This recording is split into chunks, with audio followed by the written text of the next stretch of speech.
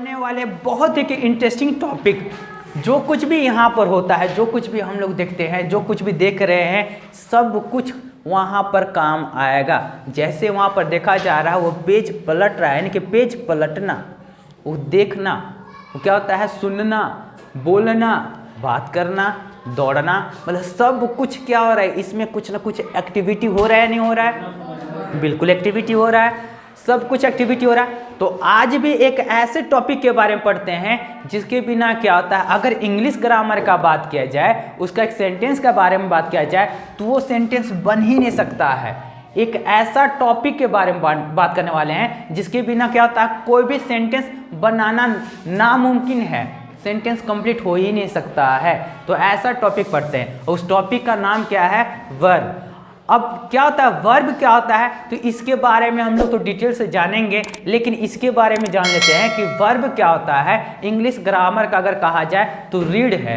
Read मतलब क्या होता है, बैकबोन। जैसे बैकबोन नहीं रहेगा तो हम लोग फंस जाएंगे, सेम उसी प्रकार से वर्ब नहीं रहेगा तो क्या होता है, ग्रामर का कोई अस्तित्व नहीं रहेगा।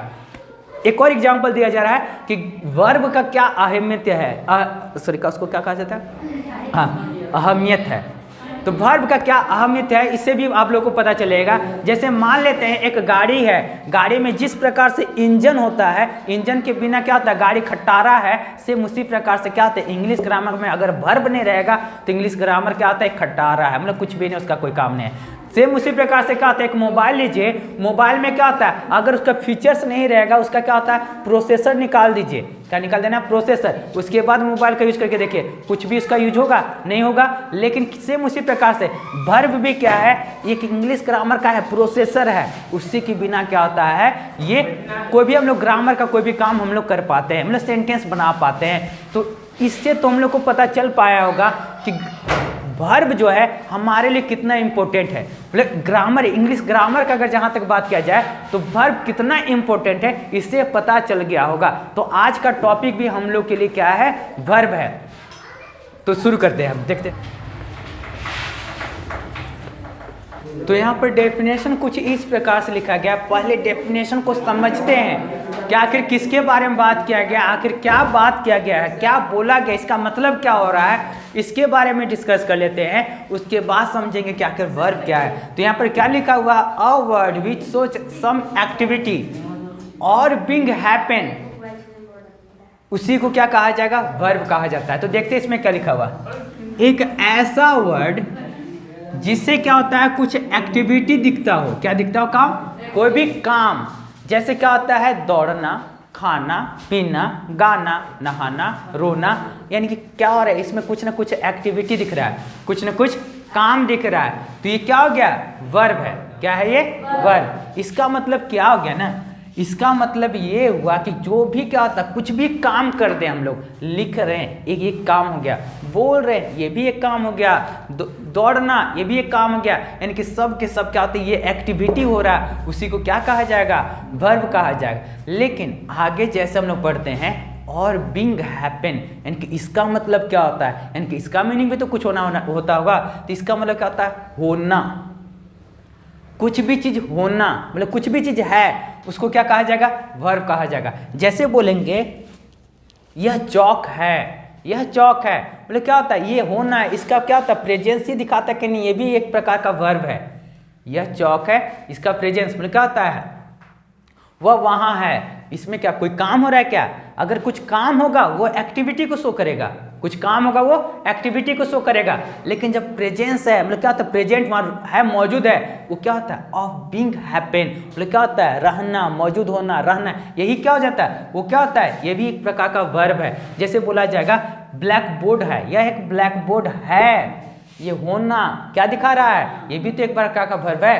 तो यानी कि क्या हो गया, इसमें वर्ब में दो चीज हम लोग देखें, एक तो एक्टिविटी को देखें, एक्टिविटी में कोई भी काम, दौड़ना, खेलना, कूदना, भागना, ये सब क्या है, वर्ब है। और हिंदी में एक और बात बता दिया जा रहा है, जिस वर्ड का लास्ट में ना लगता है वो क्या होता है, वर्ब होता है। क्या हर बार होगा, क्या नहीं, हर बार नहीं होगा, लेकिन मैक्सिमम, मतलब क्या होता है, हर समय तो नहीं होगा, 100% नहीं होगा, लेकिन क्या होता है, मैक्सिमम बार क्या होता है, जो वर्ड का लास्ट में ना लगा हुआ रहता है वो क्या होगा, वर्ब होता है।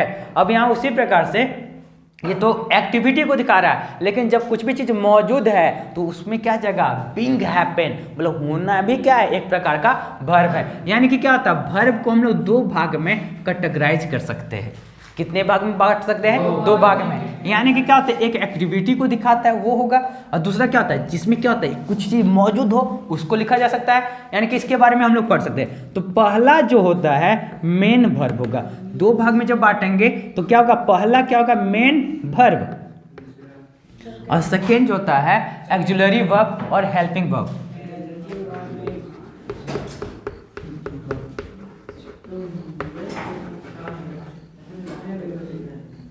इसी का नाम क्या है, हेल्पिंग वर्ब। अब दोनों में अंतर समझते हैं कि मेन वर्ब किसको कहा जाएगा, ऑक्सिलरी वर्ब किसको कहा जाएगा। तो मेन वर्ब में क्या बताया गया है, जो कोई भी काम हो रहा, कोई भी एक्शन हो रहा हो उसको क्या कहा जाएगा, वर्ब कहा जाएगा। मतलब कोई भी एक्शन में क्या हो जाएगा, जैसे बोला जाएगा right, read, play, run, laugh, ये सब क्या है मेन वर्ब। लेकिन अब यहां पर क्या होता है ऑक्सिलरी वर्ब में क्या क्या आएगा, is, am, are, was, were, has, have, had, ये सब क्या हो गया ऑक्सिलरी वर्ब। यहां पर लिख दिया जा रहा है is, am, are, has, have, do, does, etcetera, ये सब। तो ये क्या होता है मेन वर्ब है, ये क्या है ऑक्सिलरी वर्ब है। अब यहां तक तो हम लोग पढ़ चुके क्या होता है कि वर्ब को दो भाग में कैटेगराइज कर दिया गया। अगर मेन वर्ब को देखा जाए, यानी कि कोई भी जो एक्शन हो रहा है तो उसको हम लोग कैसे पता कर पाएंगे कि जो अभी काम हो रहा है कि पहले हुआ था कि होने वाला है। यानी कि कुछ ना कुछ तो यहाँ पर होना चाहिए ना। कोई भी काम जैसे क्या होता है लिखना, अभी लिख रहे हैं, अभी का कोई भी काम पहले का काम क्या हुआ, तो कुछ तो इसको जानने के लिए कुछ तो होना चाहिए ना। तो इसके लिए क्या बनाया गया है, मतलब मेन वर्ब को तीन भाग में उसको बांट दिया गया है। कितने भाग में बांटा गया है, मेन वर्ब को तीन भाग में बांटा गया है। तो देखते हैं कौन कौन सा भाग है। लेकिन मेन वर्ब का क्या होता है, दो भाग में इस प्रकार से बांटा गया है। सबसे पहले यहाँ पर टॉपिक लिखते हैं, देख लीजिए, समझिए, उसके बाद आगे इसके बारे में डिस्कस किया जाता है। देखिए क्या होता है, हम लोग को समझ में आ जाए और आगे भी याद रहे, इसलिए क्या होता है मेन वर्ब को दो भाग में कैटेगराइज किया गया। इसका काइंड्स नहीं है, ये काइंड्स नहीं है। काइंड मतलब क्या होता है और ये कैटेगराइज करना मतलब क्या होता है, दोनों अंतर है। काइंड मतलब उसका प्रकार बताया जा रहा है, लेकिन ये कैटेगराइज मतलब दो भाग में बांट दिया गया है। तो इसको क्या किया गया, मेन वर्ब को दो भाग में बांट दिया गया है। एक होता है स्ट्रॉन्ग वर्ब, दूसरा होता है वीक वर्ब। स्ट्रॉन्ग वर्ब, दूसरा क्या होता है वीक वर्ब। अब आप लोग बोलेगा कि वर्ब भी कहिया से ताकतवर और कहिया से कमजोर होने लगा, कुछ तो बात है इसमें। यानी कि स्ट्रॉन्ग वर्ब किसको कहा जाएगा, वीक वर्ब किसको कहा जाएगा। तो इसका मतलब ये हुआ, इसको समझने के लिए हम लोग को थोड़ा एक और बात समझना होगा। क्या समझना होगा, तो अब यहाँ देखिए, इतना तो समझ में आ गया कि मेन वर्ब को क्या कितने भाग में बांटा गया, दो भाग में कैटेगराइज किया गया, इतना तो समझ में आ गया। लेकिन अब मेन वर्ब के बारे में अब हम लोग जानते हैं कि आखिर क्या होता है। तो मेन वर्ब मतलब कोई भी काम, कोई भी एक्शन कब हुआ है, अभी हो रहा है या पास्ट में हो चुका है या होने वाला है। यानी कि जब भी इसके बारे में बताया जाए तो उसको क्या कि तीन भाग में बांटा गया है। यानी कि क्या होगा, एक होता है जो अभी हो रहा है, यानी कि प्रेजेंट है, क्या है ये प्रेजेंट। अब दूसरा क्या होता है जो पास्ट में हो चुका है, क्या होता है जो पास्ट में होता है उसको क्या कहा जाता है, पास्ट में होगा। एक तीसरा जो होता है पास्ट पार्टिसिपल होता है, क्या होगा, पास्ट पार्टिसिपल। इसको लिख दिया जा रहा है, कोई भी एक एक्शन जो होता है कब होगा, प्रेजेंट में होगा। दूसरा क्या होता है, पास्ट में होगा। एक होता है पास्ट पार्टिसिपल। अब आप लोग बोलिएगा पार्टिसिपल, अब आप लोग बोलिएगा कि सर ये पास्ट तो समझ में आ गया, लेकिन पास्ट पार्टिसिपल का ये थोड़ा समझ में नहीं आ रहा है, इस समझ से थोड़ा परे है। इसका मतलब क्या होता है, प्रेजेंट, ये तो समझ में आ रहा है कि अभी का बात, सीधा सा बात। इसको पॉजिटिव वर्ड भी कहा जाता है, सिंपल वर्ड भी बोला जाता है, सिंपल वर्ब बोला जाता है, मेन वर्ब जिसको बोला जाता है, इसको इसी को कहा जाता है। पास्ट जो क्या होता है, जो काम पहले हुआ हो, पहले हो चुका हो, यानी कि उसको क्या कहा जाएगा, पास्ट। लेकिन पास्ट पार्टिसिपल के क्या कहा जाता है, किसको कहा जाता है, पास्ट ऑफ पास्ट। नहीं समझ में आया, पास्ट ऑफ पास्ट बोले क्या होता है, बीता हुआ का भी बीता हुआ बात को जब बात करेंगे तो उसी को कहा जाता है पास्ट पार्टिसिपल। और इसी को जनरली हम लोग किस प्रकार से डिनोट करते हैं, तो इसको V1 बोला जाता है। ये क्या है, V2 है, ये क्या है, V3 है। इसका मतलब क्या हो गया, जैसे एक वर्ड लिया जा रहा है तो क्या होगा, प्ले, प्ले, तो प्ले का V2 क्या होता है, प्लेड। अब तीसरा क्या होता है, प्लेड। ये हो गया। एक और एग्जाम्पल लेते हैं, ज्यादा बेहतर से समझ में आएगा। राइट लेते हैं, राइट, राइट का V2 क्या होता है, तो रोट होता है। और दूसरा थर्ड में क्या होगा, रिटेन होगा, रिटेन, WRITTN, रिटेन, ये होगा।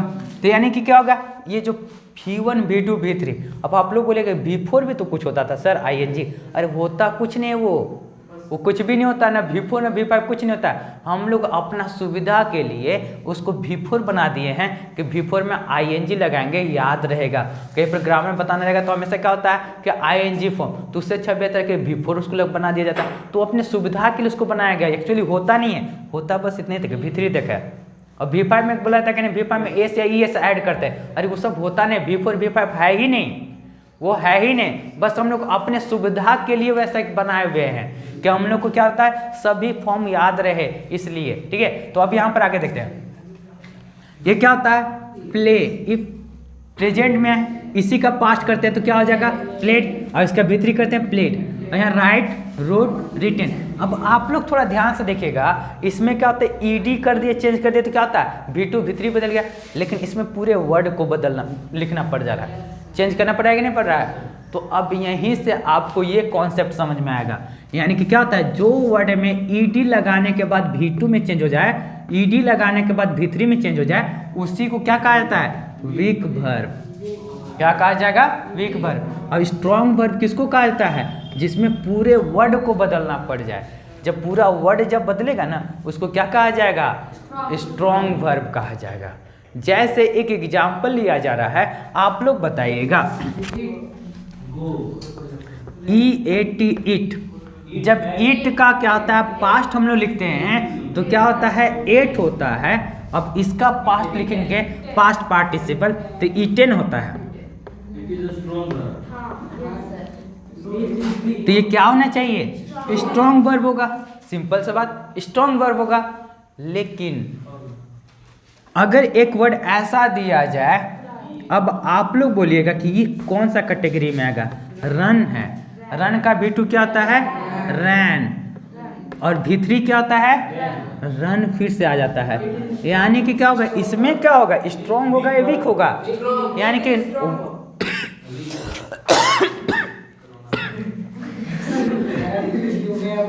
यानी कि इसमें ED तो नहीं लगाया गया। जब ED लगाएंगे तभी वीक वर्ब, लेकिन जब ED के बिना बाकी जो भी रहे सब क्या होगा, स्ट्रॉन्ग वर्ब होगा। यहाँ तक किसी को दिक्कत। उसी प्रकार से एक और वर्ड यहाँ दिया जा रहा है, पुट।